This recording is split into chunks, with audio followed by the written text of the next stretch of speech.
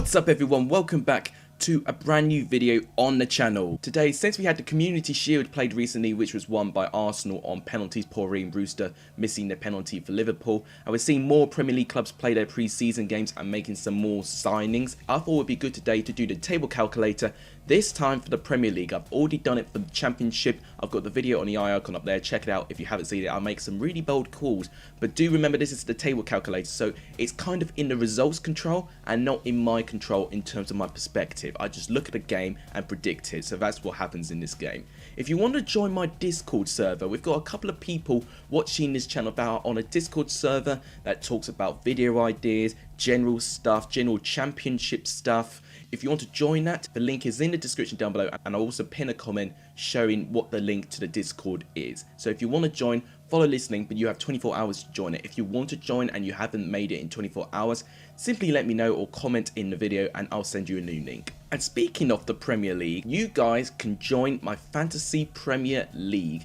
The link is on the screen right now. If you want to join my Fantasy Premier League, you can do that right now after the video ends, and later on this week I'll show you my Fantasy Premier League team. And with another announcement, for FIFA 20 Road to Glory is on its way out, but I want to do some more gaming videos because I really enjoy them. Yes, they are a pain in the ass to edit, but they are so enjoyable to make. So I really would like you guys to suggest what kind of games I should do.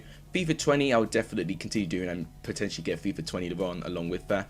I'm also prepared to play Call of Duty as well and do a few challenges there, so to diverse the content a little bit. So if you guys don't mind seeing that, let me know and give this video a like, then I'll consider doing it. But if you haven't done, please subscribe to the channel if you're new around here. If you are new around here, my name's Alex. I do championship content and football content as often as I can. It was my birthday yesterday, which is why I didn't upload. I am a new man, and with a new man, I'm setting new targets. For the end of the 2020-21 season, I would love it if you can get me to 1,000 subscribers. We're on 230 at the moment. I think it's possible personally. I can definitely see a growth of 770 subscribers throughout a whole championship season. But you new people seeing these videos are going to be the people that make it possible. Please share this video to as many people as you can to help grow the channel. It will really make my day. But without any further ado, I'm waffling on now. Let's go through this Premier League table calculator for the 2020-21 season. So I think the question in all of your minds is, how many of the recently promoted teams have I got to finish in the bottom three? Well, I'll tell you now, I've got 2 of them to finish in the bottom 3 according to the table calculator. I've blurred out the teams, but I've shown you the amount of points, and you can see already how tight some points are. Look at 18th to 16th, separated by only 1 point. For 18th place, relegated by goal difference, and look at the title. The top 2 are 98 points, and I'll exclusively say this title was decided by the amount of goals scored, so they also have the same goal difference. So it cannot get any closer than I've made it. But we'll start off from 20th place and work our way up there. So starting off with 20th place, unfortunately it's the first promoted side, West Bromwich Albion. West Brom are a team that do get relegated a couple of times. They were the traditional yo-yo club, although last time they were promoted to the Premier League under Roberto Di Matteo. They actually had a little bit of stability and stayed there for a good 5 years until eventually Tony Pulis left and Alan Pardew sent them down.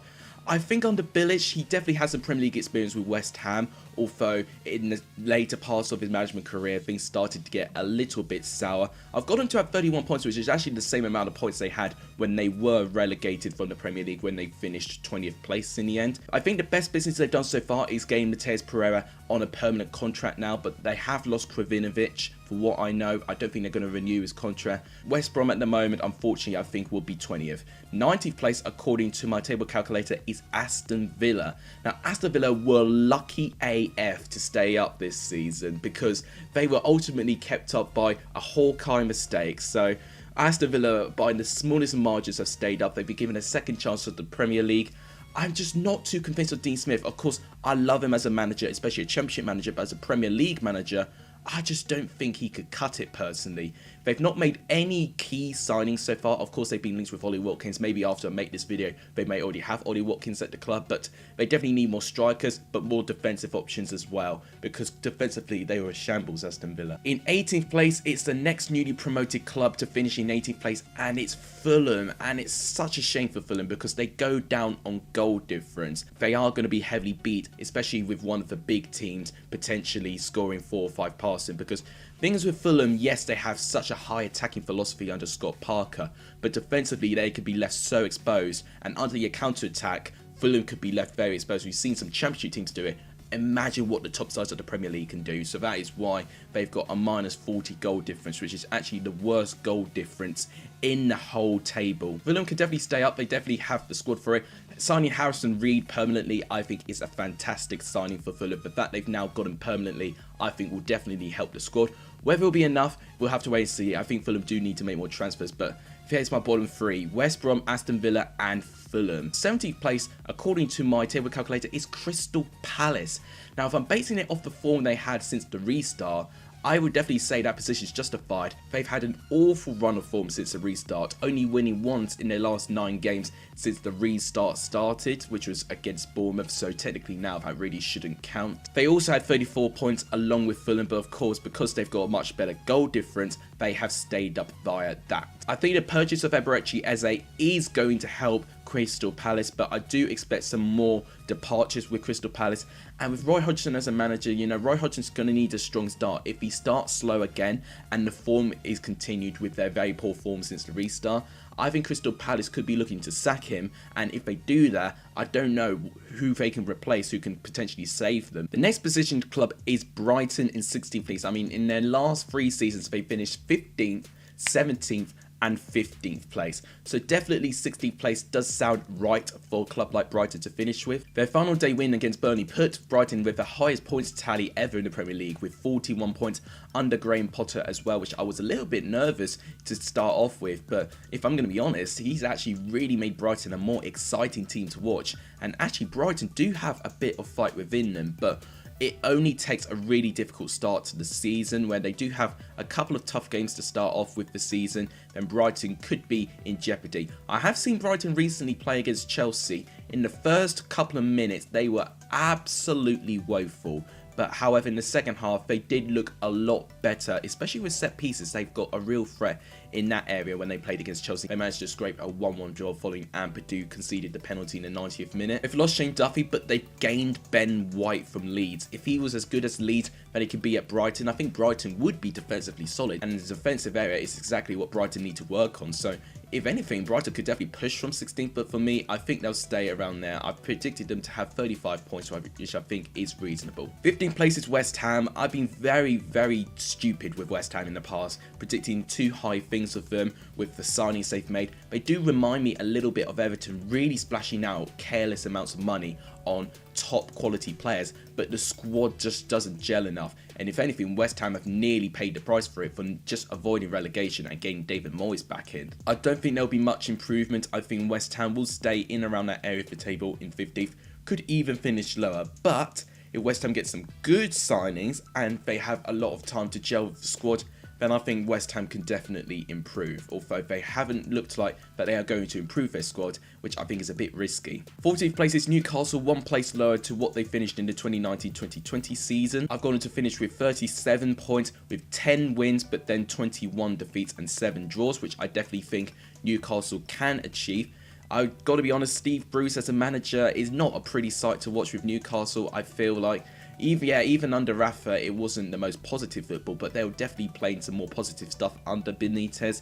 And it's a real shame about Newcastle not being able to get the takeover completed now. Looks like they're going to have no takeover. Mike Ashley's still going to be there, and Steve Bruce is going to have to kind of wing it for another season. And though they did have a difficult start, their away win against Spurs is what lifted up the confidence of the Newcastle team that they could beat anyone, and that is how they survived. If they do not have that sort of miracle in the start of this season, then I think Newcastle could definitely be in a relegation dogfight. In 13th place, probably my most questionable prediction in the list do remember, if I was putting Riesling down, I would move these teams higher, but that's due to me predicting every single result in the Premier League. It's Everton. Now, if it's true that Everton are going to get Allen and James Rodriguez, then I think Everton will be at least top 10. And you've got to remember the manager they have. It's Carlo Ancelotti, for crying out loud.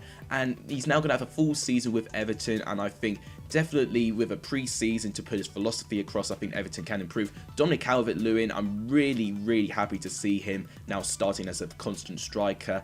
You know, he didn't really cut it at Chelsea, but now I'm happy that in Everton he looks quite decent now. But 13th place is quite astounding for me. You know, if they finished 12th last season, which is only one place lower when you think about it, but if I'm going to be honest, I think they should improve, because most of that season they did have Marco Silva and Duncan Ferguson as their manager anyway. So I think with a full season of Carlo Ancelotti, I think Everton will improve, but I think 13th is a little bit too low on my part. That's probably going to be one of a couple of predictions that I'm not too sure about. 12th place, according to my table calculator, is Sheffield United. This I can see happening, because I think second season syndrome will hit Sheffield United quite a bit. I'm glad they've not qualified for any European competition, because if they had done, I think they could even finish lower. You know, look a little bit like what Burnley did when, in a couple of seasons ago, when they qualified for the Europa League. I'm predicting them to have 10 wins but 18 defeats. You know, they are not going to be an easy side to beat. I've got Sheffield United to be on 40 points, which is quite a couple of points lower. In fact, 14 points lower than what they got last season. I think a lot more teams are going to figure out what Sheffield United are all about now. I think Sheffield United will be figured out a little bit more, but I do have full faith in Chris Wilder to get Sheffield United in a mid-table position and to be completely safe from the drop. You know, they're 6 points off the drop, so I think that's pretty safe for them. In 11th place, you may be wondering, where on earth are Leeds United? Well, they're there. Leeds United, apparently, according to my table calculator, are 11th. Definitely another questionable prediction on my part. Now, Leeds could be absolutely anything in the Premier League next season, you know. The only reason why I've got them up there, because I think even if the squad may not be good enough, because technically I actually don't think the squad is good enough, if I'm going to be honest. You know, after seeing their pre-season friendly against Stoke, yes, they definitely weren't good enough, really. But I just have full faith in the manager, Marcelo Bielsa. I actually just think of the quality and the calibre of the guy. I think he'll take full challenge to try and tackle the Premier League. And I think the Leeds team in general are going to approach the Premier League with a lot of positivity. You know, they've had a 16-year absence. They need a nothing to lose attitude. And I think that is actually going to help them project themselves up the table a bit. No doubt, I do think the squad does need some reinvesting, especially losing Ben White. They have got Robin Koch from Freiburg. Seen a couple of highlights of him. He looks to be quite a good player. Whether he can replicate the form of Ben White, we're going to have to wait and see. Of course, they have signed Rodrigo up top as well from Valencia. He's a good FIFA career mode signing, but whether if he'll be a good real life signing, because his goal scoring form is not that great, we're going to have to wait and see. But I'll say it again, I have full faith with Leeds and Marcelo Bielsa. They're definitely going to want to stay in the Premier League for a couple of seasons. So I think in their first season, they'll finish 11th and hopefully they can build on from that. Now we go to the top half of the table. 10th place, according to my prediction, is Burnley, which is exactly what they finished last season. I got them to finish on 46 points this time. I could definitely see Burnley doing that. You know, under Sean Dyche, I just think they are completely safe. Unless they have a difficult start and Burnley just completely lose faith in Sean Dyche. You know, even with Burnley's poor stint in the Premier League in the 2014-15 season where they got relegated, the board kept faith with Sean Dyche to take them back where they belong, and they did. But there have been tensions going on near the end of the season, especially due to COVID. A lot of owners are going to have a load of pressure in terms of furloughing or trying to get transfers through, because it's going to be a lot more complicated. And I know Sean Dyche is definitely going to want to reinvest. If there's a lack of reinvestment, you know, we could see a couple of tensions go through. But I still have full faith in Burnley to finish in 10th place. I do think they have a score good enough to survive. In 9th place for me is Southampton. I've also got them to finish on 46 points and actually to finish 2 places higher than what they finished last season. They finished in 11th, but it's actually 6 points less than actually what they managed to achieve last season. But I do think Southampton, after Ralph Hasenhüttl, are almost showing the old Southampton. And what Southampton really have, with not many clubs have, they've got a fantastic youth academy. So meaning that if they lose so many players, eventually they can promote the youth and they can definitely tackle with the same levels of intensity and quality. Now, of course, they had a little bit of a dropout in the past couple of seasons when they lost Van Dijk. I think he was such a rock to Southampton's run of form. Of course, it took a couple of managers to try and get the stability. They had Pellegrino, then they had Mark Hughes, didn't they? And then that's when they have Ralph Hasenhüttl. Start of last season, pretty poor, losing 9-0 to Leicester, but beating them in the reverse fixture 2-1, I think just completely summed up Southampton's turnaround in form. Danny Ings scoring over 20 goals, which I never thought I'd see the day as well. It'll be interesting to see whether he moves away or whether if he stays and he can repeat that goal scoring form and not get injured. So it'll be interesting to see how Southampton perform, but I can definitely see them finishing the top half of the table. Now you may notice there's a 12-point gap between 9th and 8th place. For me, these top 8 teams are almost of a league of their own, with the other 12 teams fighting it out altogether. So we've now got 58 points. In 8th place, according to my table calculator, is Leicester. Now they are only finishing 4 points less than they had last season, which is actually not that many actually. Of course, I have got them to finish 8th. I do think Europa League is going to tie them a little bit, although they do have a much bigger squad than what they had under Claudio Ranieri when they were in the Champions League. They ultimately struggled with depth when they were competing with the Champions League and the Premier League.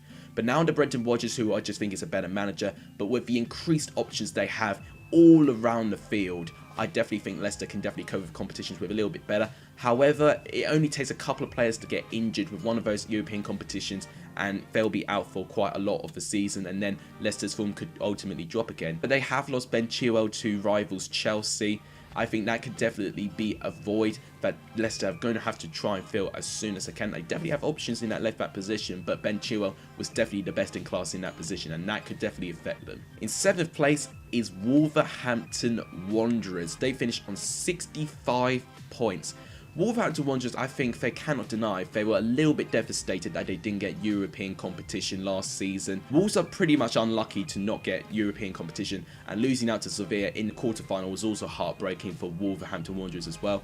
I think with the squad, I think it's definitely capable of a lot more. However, they have lost Matt Doherty to rivals Tottenham Hotspur, and there's been more rumours and whispers of people potentially leaving the Wolves squad. If Nuno doesn't invest and doesn't improve the depth of the squad, they're going to struggle. So now we get to the top 6, and you may notice it's the traditional top 6 that I've predicted to finish in the top 6, but in what order? 6th place for me is Spurs. Now this one could be very, very wrong, and I'm going to put my hands up there because Jose Mourinho, with his 2nd season at a club, does tend to allow things to click a little bit more. And funny enough, I have watched All or Nothing very recently, so I know very, very well about the impact that Jose Mourinho does have on particular players, and I think he'll definitely know that these sides definitely need to improve. I think the signing of Matt Doherty is a very positive signing on Spurs' part. I think getting Pierre Højbjerg from Southampton, I think, is also a pretty good signing as well. They're getting Premier League players off their rivals as well, which is even better for Spurs. I think if I could definitely get more options up top, especially, let's say, someone like Harry Kane gets injured, they can definitely improve. But I'm just not too sure that they're going to have what it takes to try and get them into the top 4, following that the rest of the teams have improved as well. But I could be very wrong on this. Jose Mourinho could definitely prove me wrong, as he proves a lot of doubters wrong. In 5th place for me is Arsenal. They finish in 5th place according to my table calculator. I mean, to be honest, when I saw them in the Community Shield, they took their chances, albeit they didn't play all that well. I mean, it's Liverpool, so you're not likely to play completely well against Liverpool anyway. But what Arsenal did very well at is that they took their chances, and that is how they won the game in the end. You know, the Aubameyang goal was absolutely sublime. And the fact they limited Liverpool to more chances, and yes, that they did concede, but they prevented Liverpool from scoring any more goals, and they snatched the result despite being in the lower hand. That is going to be very key. You know, you much rather get results than performance, in my opinion, because in the end, results speak your position in the Premier League table. And for me, they speak 5th place for Arsenal, not quite top 4 just of yet. I mean, it would really be devastating for Arsenal if they fall out of the top 4. I mean, it'll be the 5th season in a row if they don't get to the top 4 next season, which is absolutely devastating considering the feat of Arsene Wenger managing to achieve top 4 success for Arsenal every single season. I actually think Arsenal are going to be a difficult side to beat. I mean, yes, with the defence you could say that's a bit debatable, but I think the signings of Saliba and also the signing of Gabriel from Lille, I actually think will be positive defensive options for Arsenal. I think Mikel Arteta's definitely making the right moves and he's definitely saying the right things. I'm just not too sure about his experience as a manager, but also whether if people like Aubameyang is going to continue scoring every other game. And I think it just takes one crucial injury for a couple of players, first team players in that squad, and Arsenal could completely deteriorate again. But for me, I think 5th place is reasonable. Now I get to the top 4. 4th place is Manchester United. Honestly, with the players they linked with, their squad could be very scary next season. I got them to finish on 82 points, which actually last season would be 2nd place, which is absolutely mad. The top 4 teams definitely picking up so many points. Of course, they've been linked with Jadon Sancho. Looks like they're not going to get him out, but it looks like they will get Donny van de Beek from Ajax, who I think will be a very positive signing for Manchester United. And you've got to look at the form of the front 4 as well, of Mason Greenwood, Anthony Martial, Bruno Fernandes and Marcus Rashford. All 4 of them looked really dangerous at the end of the season, although Rashford has got an injury which has got him out of the England squad, so I don't know how bad the injury is. Maybe he could miss the beginning part of the season, but I think despite that, I think Manchester United do have enough to get in top 4 again. 3rd place is very interesting. As you can see, 3rd place is 14 points behind the top 2. It is my team, Chelsea. I know the signings we've made are so good, and there's a lot of fans' expectations saying we need to close the gap. But for me, Man City and Liverpool are just a completely different class to everyone at the moment. Unless they have a drop-off and they lose a lot of the squad, or they lose one of their managers, I don't think they're going to drop off personally. And I don't think, even with the amazing qualities that Frank Lampard has of a manager, I don't think he can compete tactically in that same level as Jurgen Klopp and Pep Guardiola. But I do love the signings, of course, of Timo Werner, Hakim Ziyech, Ben Chilwell. We're potentially getting Kai Havertz very soon after the international break ends. We've got Thiago Silva, which is a good signing for experience. We've also got this guy from Lille, who looked pretty promising when we played against Lille in the Champions League. But if I'm going to be honest, the squad's not complete yet. I think we still need a goalkeeper just to make things a little bit safe. And of course, we still haven't got Havertz yet. Whether we need Havertz, I don't actually think it's absolutely necessary that we have him. Ben Chilwell, of course, is a good signing as well. But ultimately, it's the goalkeeper. Now, I've been hearing Kepa really wants to step up and stay. Although Frank Lampard, it was very clear he's lost a lot of faith with him. He played in the first half of the friendly against Brighton. Looked okay, actually, although he wasn't really tested out in goal because Brighton were just not really pushing Chelsea at all. If Chelsea do finish below the top 4 though, or they don't really close the gap between the top 2, I do think Lampard will be in jeopardy, because his job is going to be a lot more in the spotlight now, because Chelsea have spent money now. There's going to be no excuses if Lampard cannot replicate the form and the results with the money they have spent. You know, we spent over 100 million now. We've got to be really pushing for that top 2 place. According to my table predictions, we are not, but with only 6 defeats on the cards, it is a most definite improvement from last season. And with a points total of 84, definite improvement. So maybe that'll be alright, but definitely we need to catch up to the top 2. So this is exciting, isn't it? The top 2 with 98 points. You know exactly what the 2 teams are. I mean, it's quite obvious now. But obviously, they've got the same goal difference. They both have a plus 67 goal difference. But the team who has won the league is the one who has scored the most goals. One team has scored 93 goals and one team scored 101 goals. The team that I'm predicting to finish 2nd in the Premier League is Liverpool, which means I'm predicting Manchester City to snatch the title back from Liverpool and get the Premier League. That is my prediction. Liverpool undoubtedly are going to be up there once again. They have lost Dejan Lovren, but he's not a big loss with the Liverpool squad, if I'm going to be honest. But I'm really excited to see what some of their new players can offer. I mean, I saw Minamino in that Community Shield game, who actually, we've not seen a lot of him, but he has got something about him, and I'm excited to see if Jurgen Klopp is definitely going to switch around his squad a little bit more. They've definitely got a load of options, which is really exciting about Liverpool. But you've got to say, Manchester City have made an intent. They've already made a really big signing of Nathan Ake as a centre-back option. I already have a lot more faith in Nathan Ake than I do with someone like Nicholas Otamendi or John Stones. I definitely think Manchester City spending is not going to end there. They'll improve their squad, and under Pep Guardiola with his 5th season at Manchester City, I think Manchester City will win the title. So this is my final Premier League table predictions. Do you agree with me? Let me know in the comments down below. Let me know who's in your bottom 3 and who's in your top 4. And let me know where you predicted the newly promoted championship teams as well. I'll be very interested to know from you guys. But that wraps it up. Thank you guys so much for watching. If you guys like what you see, please press share. Do give this video a like. It's tremendously appreciated. If you haven't done, please subscribe to the channel. It will really make my day. On 230 subscribers, we want to get to 1,000 subscribers as soon as we can, because if you don't know this, if I get to 1,000 subscribers, BenHD and I have agreed to do a collaboration. If you guys really want to see that, you need to hit the subscribe button and share my channel to as many people as you can so the channel can grow. And as soon as we get to 1,000 subscribers, I'll DM Ben and we'll do the most exciting collaboration ever. Don't you worry. But that wraps it up. Thank you guys so much for watching. You guys are legendary if you're starting to end this video. And as always, take care guys.